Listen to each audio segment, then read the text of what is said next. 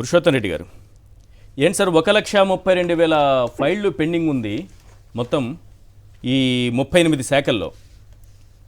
కానీ ఒక్క పవన్ కళ్యాణ్ గారు నిర్వహిస్తున్నటువంటి 4 శాఖలకు సంబంధించి 17,000 ఫైళ్ళు పెండింగ్లో ఉన్నాయి. ఏంటి ఇన్ని వేల ఫైళ్ళు పెండింగ్లో ఉండడం ఏంటి? ఇది ఏం సూచిస్తోంది అసలు? ఈ ఫైళ్ళు పెండింగ్ వెనక సీక్రెట్ ఏమైనా ఉందా? ఈశ్వర్ గారు, అందరికీ నమస్కారం. బేసిక్ గా ఫైల్స్ క్లియరెన్స్ లో సమర్థత, నాన్ కరప్షన్ గా పనిచేయడం ఎంత విలువ అవుతుందో ఆర్థిక పరిస్థితి కూడా అంతే విలువ ఉంటుంది. ఇప్పుడు ప్రభుత్వం ఫైల్స్ క్లియర్ చేయకపోవడంలో నేను అనుకుంటుంది మేజర్ కారణం వాళ్ళు అనుకున్న కేటాయింపులకి వస్తున్న రాబడికి వస్తున్న అవకాశాలకు మధ్య వ్యత్యాసం ఉండడం ఒక ప్రధాన కారణం అనుకుంటున్నాను. ఇప్పుడు ఉదాహరణకు భారీ ఎత్తున 3,22,000 కోట్ల రూపాయలతో బడ్జెట్ ప్రవేశపెట్టారు. మనకు చూస్తా ఉంటే మినిమం 30,40,000 కోట్ల రూపాయలు డెఫిసిట్ వచ్చేట్టుగా ఉంది. లాస్ట్ ఇయర్ కూడా 22,000 కోట్లు ఓవర్ అంచనా వేశారు. ఇప్పుడు అంచనాకు తగ్గట్టు రాకపోతే కేటాయింపులు చేయలేరు కదా వివిధ శాఖలకు. దానికి ఉన్న సింపుల్ మార్గం ఏంటంటే ఫైల్ నడుస్తూనే ఉంటాయి, పరిష్కారం కావు. ఇది నేను ప్రధానమైన కారణంగా ఫైనాన్షియల్ సిచ్యువేషన్ అనేది ఒక మౌలికమైన అంశం. రెండోది ప్రయారిటీస్ లో ఏది ఫస్ట్ ప్రయారిటీ ఉంటే స్పీడ్గా అయిపోతాయి. ఇప్పుడు ఫైల్ పెండింగ్ లో కూడా సీఎంఓలో ఎంత ఉన్నాయి, చీఫ్ సెక్రటరీ ఆఫీస్ లో ఎంత ఉన్నాయి కూడా చూడాలి. మనకు ఎప్పుడు కూడా సెక్రటేరియట్ లోనే ఎక్కువ పెండింగ్ ఉంటాయి.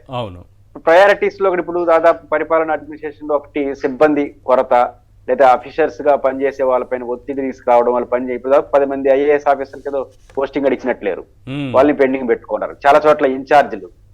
రెండోది, అన్నిటికన్నా మించి ఈ రోజు అధికార వ్యవస్థ పైన ప్రభుత్వం ఒక రకమైన అపనమ్మకంతో పనిచేయిస్తా ఉంది. కొంతమంది మీదేమో అతి నమ్మకం, కొంతమంది అపనమ్మకం.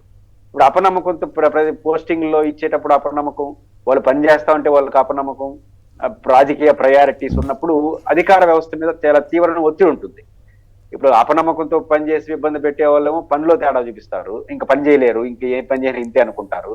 బాగా పనిచేసేవారు కూడా ఈ రోజు వాళ్ళకేం రేపు మాకు అవుతుందనే చర్చ. కాబట్టి అధికార వ్యవస్థ పైన చంద్రబాబు నాయుడు గారు అంటేనే ఆయనకున్న మంచి పేరు ఏంటంటే అడ్మినిస్ట్రేషన్ బాగుంటుందని. ఎలా ఉండింది ఏంటి పక్కన పెడితే, కానీ ఈసారి ఎందుకు నాకు చంద్రబాబు నాయుడు గారి మార్క్ తరహా అడ్మినిస్ట్రేషన్ కనపట్లేదు చాలా విషయాల్లో. కాబట్టి ఇది చాలా ప్రధానంగా కనిపిస్తుంది. లాస్ట్ ఇయర్ మార్చి నుంచి డిసెంబర్ వరకు ప్రభుత్వ ఉద్యోగులు 13,321 మంది రిటైర్డ్ అయ్యారు. ఒక్క పోస్టు భర్తీ కాలేదు. 13,000 మంది,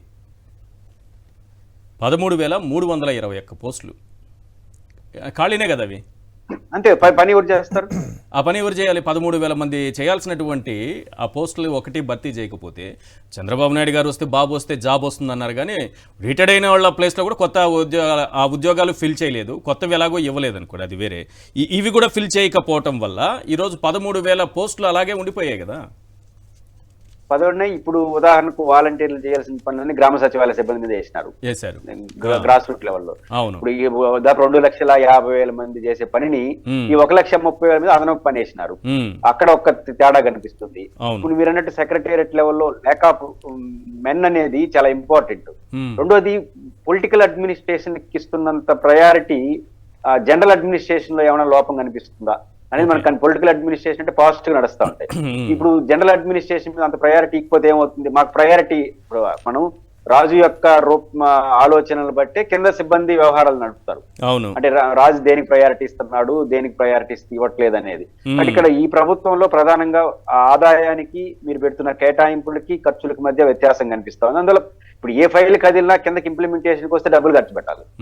డబ్బులు ఖర్చు పెట్టేదానికి వీళ్ళు ఆలోచనలకి లాస్ట్ టైం మీకు గుర్తుంటే బడ్జెట్ లో 4,500 కోట్ల రూపాయలు ఈ అన్నదారక సుఖీభావ కేటాయించారు. 4,500 కోట్లు. అవును, ₹1 ఖర్చు పెట్టలేదుగా. 17,000 కోట్లు జలవనరులకు కేటాయించారు, కానీ 10,000 కోట్లే ఖర్చు పెట్టారు. అంటే కేటాయింపులు పొలిటికల్ గా మేము అన్ని శాఖలకు ఇప్పుడు కూడా అన్నదాత సుఖీభావ కేటాయించేశారు, రైతు భరోసా కేటాయించేశారు, తర్వాత మహిళలు ఇది అమ్మ ఒడి కేటాయించేశారు. కేటాయింపులు జరుగుతాయి, రేపు వర్కౌట్ అవుతుందా? ఎందుకంటే నాకున్న అంచనా పక్కన 40,000 కోట్ల రూపాయలు డెఫిసిట్ వచ్చేట్టుగా ఉంది. ఇప్పుడు ఇది ఎక్కడ కట్ చేయాలి? కానీ ఇట్లాంటి కన్ఫ్యూజ్ కూడా ఫైల్ క్లియరెన్స్ లో, ఎందుకంటే ప్రభుత్వానికి ఉన్న మంచి మార్గం ఏంటంటే ఫైల్ పెండింగ్ పెట్టుకోవడం నడుపుతూ ఉంటుంది. అంటే ఈ ఫైనాన్షియల్ అడ్మినిస్ట్రేషన్ ఇంత పెండింగ్ ఉంటే పరిపాలన వేగంగా సాగుతుందా? చంద్రబాబు నాయుడు గారు చాలా మంచి అడ్మినిస్ట్రేటర్ అంటారు కదా, మరి ఈ విధంగా పెండింగ్ ఫైల్ లక్షలు పెట్టుకొని ఇంకేం అడ్మినిస్ట్రేషన్ సార్?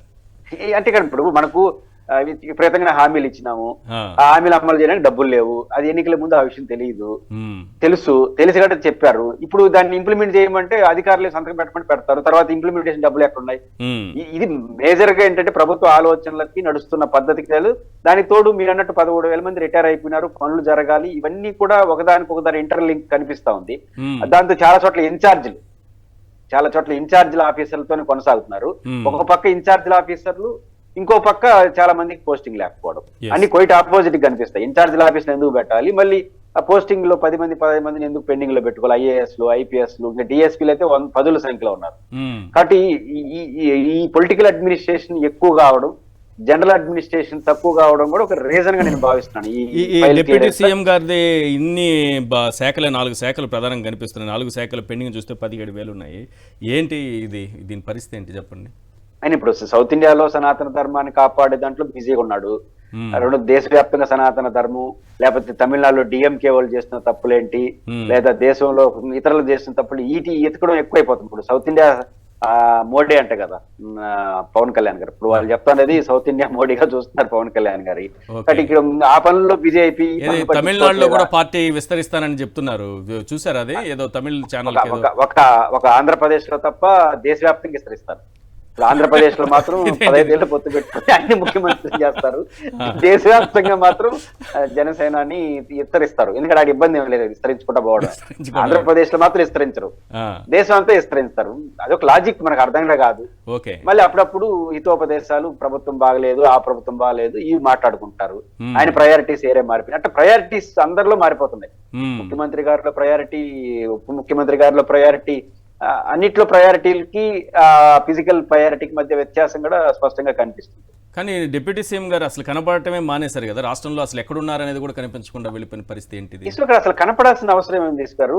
అమెరికాలో కూర్చొని ఫైల్ క్లియర్ చేయొచ్చు కదా, చేయదలుచుకుంటే. అంత ఆన్లైన్ ఫైల్ కదా, అమెరికాలో కూర్చున్న అంతరిక్షంలో తప్ప ఇంకేడ కూర్చున్నా క్లియర్ చేయొచ్చు, ఇంట్లో కూర్చొని చేయొచ్చు కదా. సమస్య ఏంటంటే ఫైల్ కదిలించకపోవడానికి ఇంత ముందు చెప్పిన కారణాలు కనిపిస్తున్నాయి తప్ప టైంతో పనే ఉంది. అసలు రాష్ట్రంలోనే నేనప్పుడు రాష్ట్రం బయట ఇంకా వేరే పనుల్లో బిజీగా ఉన్నారేమో, సనాతని ధర్మాన్ని తీసుకెళ్లడమో, దక్షిణాది రాష్ట్రాల వైపు దృష్టి పెట్టుకోవడమో, లేకపోతే వేరే సినిమా షూటింగ్ లో ఉన్నాయి కదా, సినిమాలు కూడా ఇంకా పెండింగ్ ఉన్నాయి. అలాగే సినిమాలు ఉన్నా లేవు, కానీ ఈ సౌత్ ఇండియాలో మొత్తం మోడీ గారి పాత్ర పోషిస్తున్నానని చెప్పుకొని ఇవి చేస్తున్నారు. మళ్ళీ ఆంధ్రప్రదేశ్ లో మాత్రం సనాతన ధర్మాన్ని కూడా పట్టించుకోరు. అది సమస్య. ఆంధ్రప్రదేశ్ తప్ప ప్రపంచవ్యాప్తంగా పట్టించుకున్నట్టు.